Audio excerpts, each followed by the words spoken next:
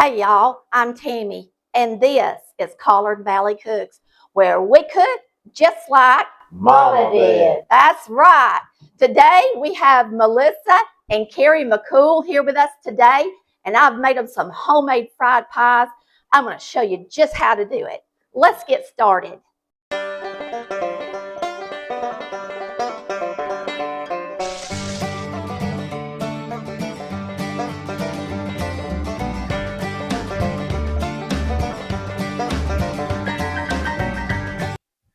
All right, these are our apples that our guest brought us from an apple orchard.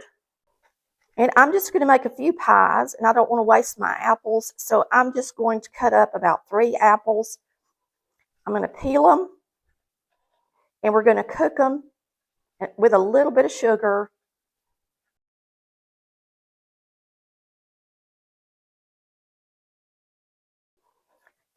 These are golden delicious apples. These apples came from an orchard in North Alabama. All right, we're going to core these, and you can cut the bottom so it's very flat, and that way it's easier to core it because it sits up straighter.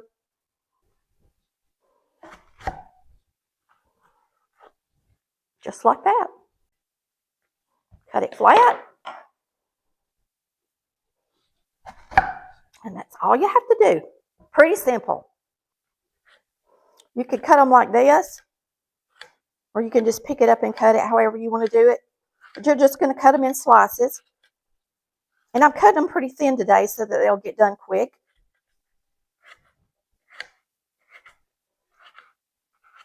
The Golden Delicious is my favorite apple to cook with. It doesn't get enough credit for how delicious it is in apple pies and apple cobblers and stuff like that. Well, the reason I like it is it's a little bit tart and it's sweet, so you don't have to combine it with another apple. If you use something like a Granny Smith, because it's all tart and no sweet, you have to use something with the Granny Smith to make it taste really good. Now, I'm not saying your dishes don't taste good with a Granny Smith. I'm just telling you that they will taste better if you pair them with something sweet. And if you use an apple that has both, like this or Honeycrisp. Another thing that people don't realize is that apples cook. Their textures are a lot different when they cook. So if you're going to pair 2 apples together, you're going to want to make sure that they get done about the same time. So you don't want one turn completely to mush and the other one just getting soft enough to use. And so that's a big deal as well if you pair apples. That's one reason I don't like to pair them. That way I don't have to worry about 2 different textures in my pies. We're going to get our apples in our pot. I'm using a non-stick pot, and that way you don't have to worry about the sticky. You're going to cook these until they're sweet and sticky, almost like preserves. So it's really good to use a non-stick pot to do that in. I'm going to use about a 1/2 cup of sugar. We're going to add some butter to the pot as well. This is about 3/4 of a stick. And we're going to cook these until they're sticky, like preserves. There you have it. In the fried pie dough, you're going to be using 1 1/2 cups of self-rising flour, 4 tablespoons of shortening, and about a 1/2 cup of milk. And that's always a little bit, it can vary a little bit either way. So this recipe is in our master cookbook. It's recipe 427 for the apple fried pies. The cinnamon sugar ratio is in there as well, along with the fried pie dough recipe. All right, we're going to bring you up close. I'm going to show you how to mix this up really quick, and we're going to be frying these pies in no time. A sifter really comes in handy when you make fried pies. If you don't have one of these sifters, you should invest in it for Christmas. You can use the bottom of the sifter to cut out your pie rounds. It took me years to figure out after I had looked and looked for something the right size to make my fried pies. Now I understand that's all you got to do. We're going to put in 4 tablespoons of shortening right here. There's 1, 2, and you can eyeball it if you want to, 3, and 4. We're going to use our little blending fork. We're going to blend this shortening into the flour until it's approximately pea-sized. So you don't want big pieces like a dime, but you don't want to get it so small that when the pastry puffs, you want that shortening in there. That's what helps it separate and kind of rise and make a flaky crust. So I prefer shortening over butter when I'm frying pies. All right, that's good. That's all we got. That's all we need right there. Now we're going to add our milk a little bit at a time. I'm going to start with about half of it. And we're just going to take our little blending fork and stir it up a little bit and get all of that into that liquid. Just use a little bit at a time as you mix it into the dough, being careful not to get it too wet. The thinner the milk, the less it's going to take. See, I think that's perfect right there. We didn't quite use the whole half cup, and I am using whole milk today. And even the difference in whole milk and 2% can make a difference. So don't just dump all of your liquid into any pastry. Always use it a little bit at a time, whether you're making biscuits, dough for the top of a cobbler, or dumplings, etc. Always use your milk sparingly. You can always pour the remaining into your jug, and that way you don't waste it if you're using these liquid measuring cups. All right, we're going to take a look at our apples. You can see that they got a good bit of liquid in them. So you're going to cook these until most of that liquid's gone and there's nothing left but butter, and they're kind of sticky because it's going to make a sticky syrup. I'm going to go ahead and turn them up now that the butter's melted and my sugar's in the apple. You can go ahead after that and turn them up a little bit if you're in a hurry like me. If you don't want to do that, of course, you can cook them on low for a longer period of time.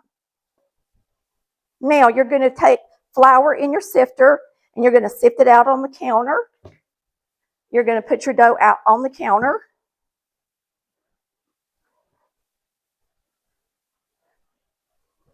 And you're going to want this dough about like dumpling dough. It has to be thick enough so that when you put the apples in it, they don't tear it apart because they do have just a tiny bit of liquid. That is another reason why you want to cook your apples until they're thick, because if they're thin and the liquid is runny, it's just going to go right through this dough and make a hole and not do very well. You can use your scraper as you're doing this and keep it off the bottom of your counter, but you do want to really put some flour in there. Just fold it over, use the palm of your hand, and just push it down into the flour that's on the counter. Then we're going to roll it out and see if it's firm enough to cut out our rounds.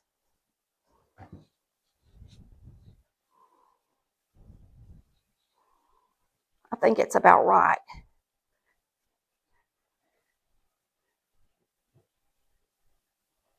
So I'm going to put a little flour on top of it, and we're going to roll it out.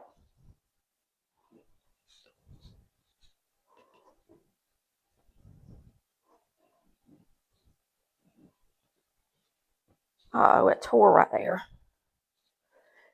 Now, if it tore somewhere, you don't need to use the torn part for your pie round. Try to roll it out pretty thin.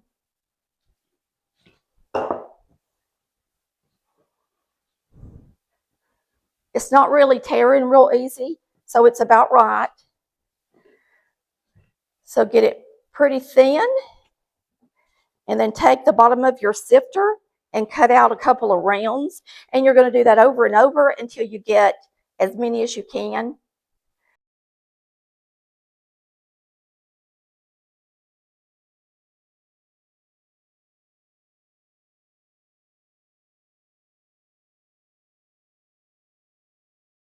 Sometimes I roll them out a little extra after they've been sitting for a minute because they do get a little thick. That one's too thin. You see how it's already got a hole in it? Well, you don't want to use that one. You gotta do it. It's a do-over.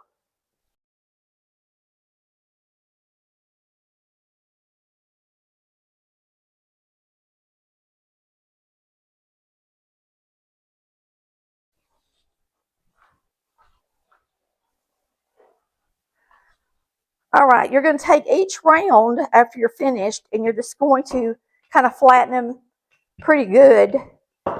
Sometimes you'll have one that's a little thicker on one side than the other. That way it makes it just a little bit bigger to help make your pie, and fold the edges over it.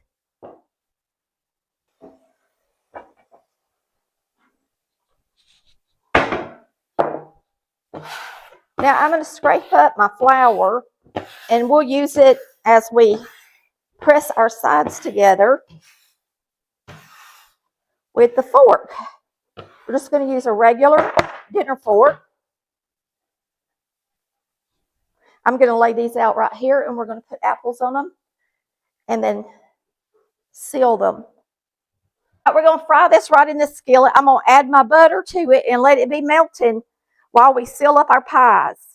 You just want your oil on low to start with and let it just heat up a little bit. All right, y'all, we're going to seal these up. I'm going to put water on one side of them. I'm just going to use this side on all of them. Be done with it. Except this one. We're going to put these apples in there. And y'all, I'm probably going to have too many apples, and that's all right. Because you can't use too much. I always overstuff them. So here's some apples. These are good, good, good, good, good. Everybody loves a fried apple pie, and it's the perfect time of year. Now, my company here got me these apples. What orchard did y'all go to? Scott's Orchard. Scott's Orchard. Well, it wasn't actually down at Connie's Produce, but then they come from Scott's Orchard. Okay, they got them at a produce place, but they came from Scott's Orchard, which is in North Alabama. Now, let's seal them up and get them to fry. So you're just going to fold it over, take your fork, put it in a little flour, and then press it up against the edge like so. We're going to do all of them this way, and you're going to try your best for them not to bust.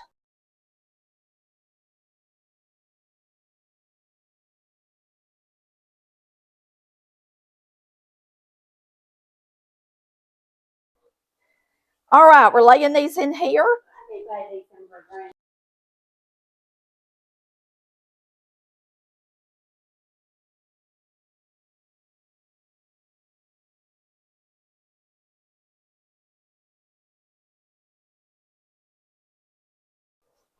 And then once they get a golden color, we'll flip them over. I'm going to flip them over. Do y'all want cinnamon sugar on these? Or you want them plain? Well, me and Chris like to sprinkle them with cinnamon sugar. But now I don't want to put it on there if you don't want it. I can do them half and half. Okay. Little bit of both. All right, y'all, let's take them out of here before they get too brown. I think I've already let them get too brown. I'm talking to my company, and I did. I let them get too brown. Once they start cooking, y'all, you got to turn down the heat. I was talking. Lord, I guess y'all can't imagine that. Tammy talking.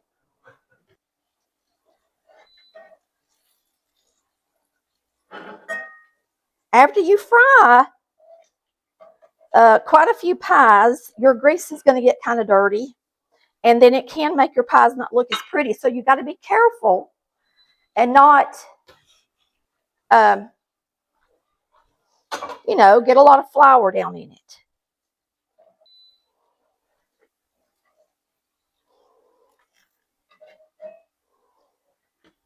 I can't put cinnamon sugar on these, but just look at how gorgeous they are.